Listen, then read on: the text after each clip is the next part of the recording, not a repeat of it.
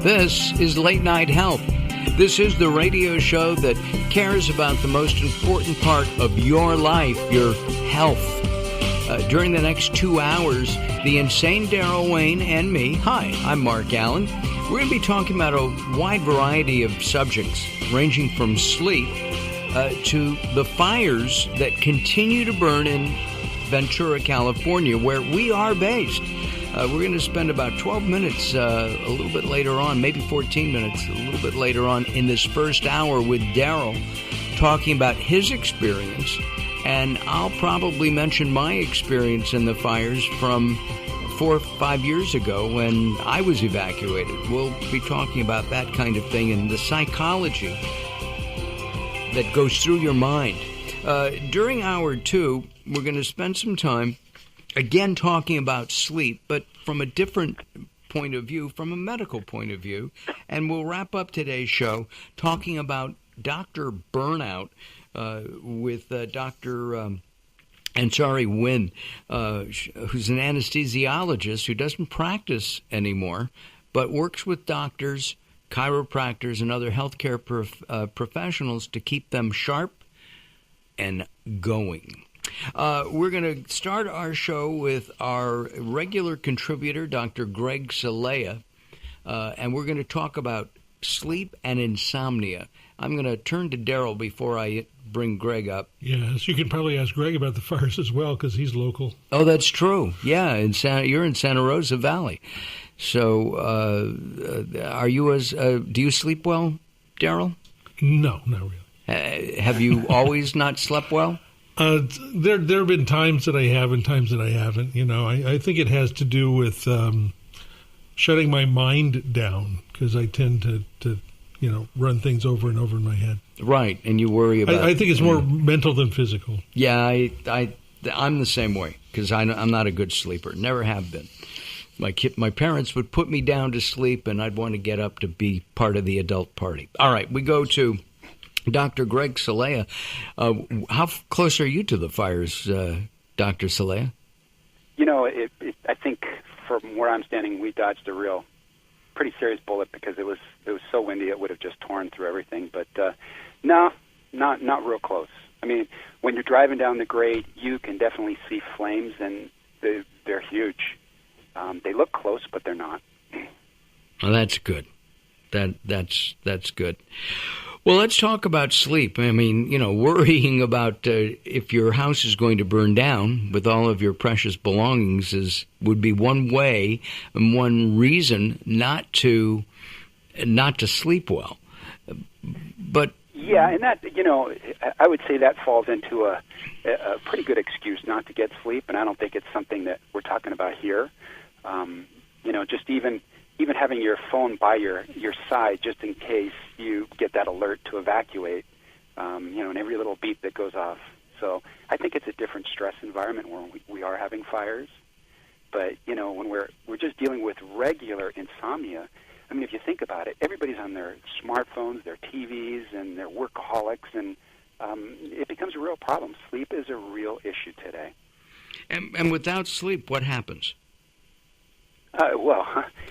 Your body starts having some pretty serious issues. I mean, sleep is based around your circadian rhythm, and it's a rhythm that's inherently built into our bodies. And the problem being is that we try to circumvent it, which becomes a big issue.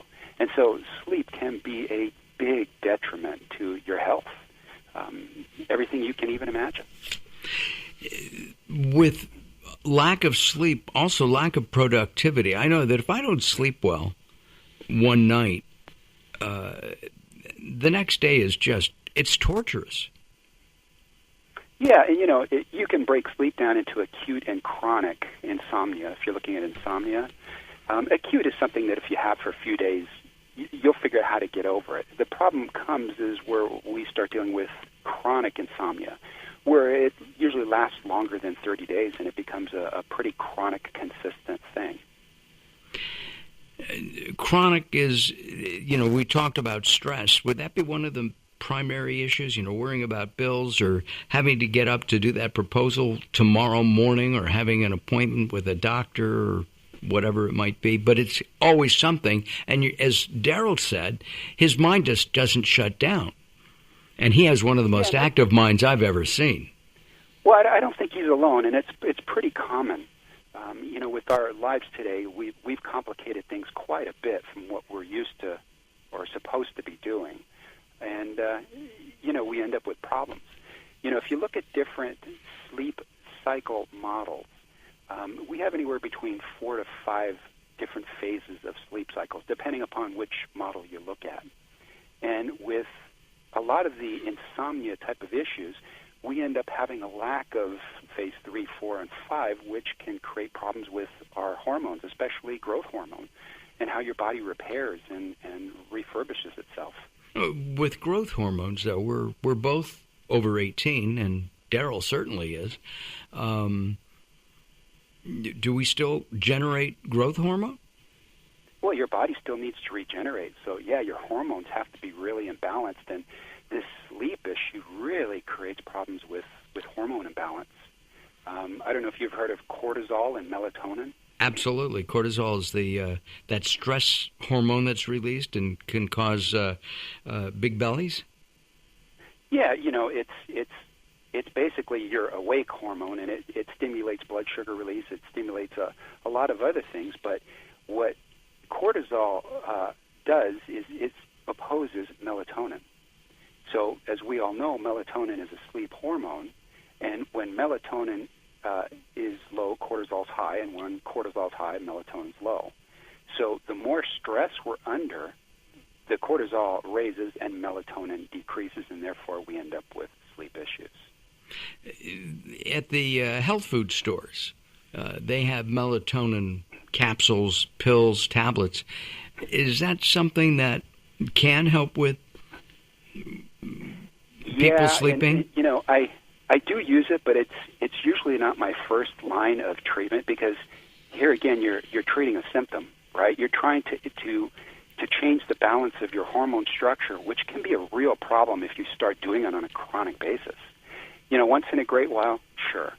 And it works for some people, and other people it doesn't work at all. It depends what your cortisol levels are and other aspects of what's happening with your body. There's a lot better ways to deal with stress or insomnia as well. And what are some of those ways? Well, I would say one of the first things that we can see is you have to have yourself a bedtime ritual. We all sit up looking at these screens until 9, 10, 11, 12, or so on. And you and I have talked about this before. You actually turn your stuff off. Well, yeah, I try to be in bed at 9 o'clock. It doesn't always work, but it does make a big difference. And there's different ways you can block out blue light, because blue light stimulates cortisol production. And blue light is sunlight. Blue light's sunlight, and you can also get it from your screens, your TVs, your cell phones. All the stuff we're being exposed to every single night for entertainment, right? Right. And so there's several different ways to go about it. The first way is there is a computer program, and it's still free, and it's called F.LUX, and you can download that free online. And what happens is around 4 to 5 o'clock, depending upon how you set it, it starts changing the light output of your computer. So it changes and it reduces your blue light. There's also another way. My Mac does that automatically, by the way. Yeah, and PCs can do that. You can get apps for your phones, and some of these operating systems on phones now already have it built in, because it is that important. Right. There is another way that you can deal with it, and there's certain blue-blocking glasses. There's a company called Biohacked, and they make what they call true dark glasses. In fact, if you want to see more, you can go to my website, drcelaya.com, and look under videos, and you'll find a whole video just on these true dark glasses. But that would be... Isn't that somewhat, uncomfortable? I mean, I wear glasses, so I'd have to wear glasses on glasses. And they do have an insert for prescription lenses. These things are really nice. They're built really well, and they do work. But, yeah, is it taking care of the problem? Well, it enables you to do a little bit more when you want to do it. But theoretically, we should be turning off these blue lights. And just turn them off at, say, 8 o'clock, 9 o'clock at night. And that would include TV and limit TV watching and movie watching as well. Oh, absolutely. Yeah, but, it's hard to do. It is hard to do. I mean, I just watched the other night, I just watched the last episode of Longmire, and it had to have been 10 o'clock at night that we watched that. And, oh, yeah. And then we went to bed. So when I'm sorry. No, I was going to say, when we come back, I want to know some good practices, because if you go to bed at 9 o'clock, and unless you're getting up at 3:30 in the morning, I couldn't go to sleep. I guess I could train myself. But I like to read before I go to bed. And I know I read from an iPad. I used to read from a book. And I probably should go back to the book. So we'll talk about that. Dr. Greg Celaya, regular contributor to Late Night Health, our guest.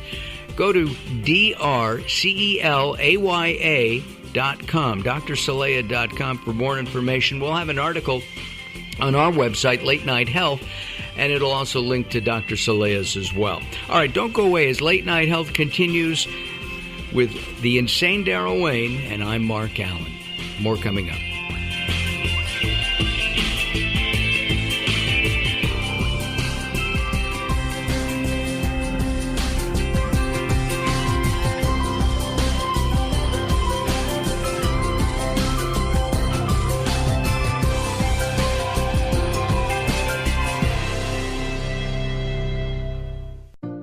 Welcome to Guide to the Soul.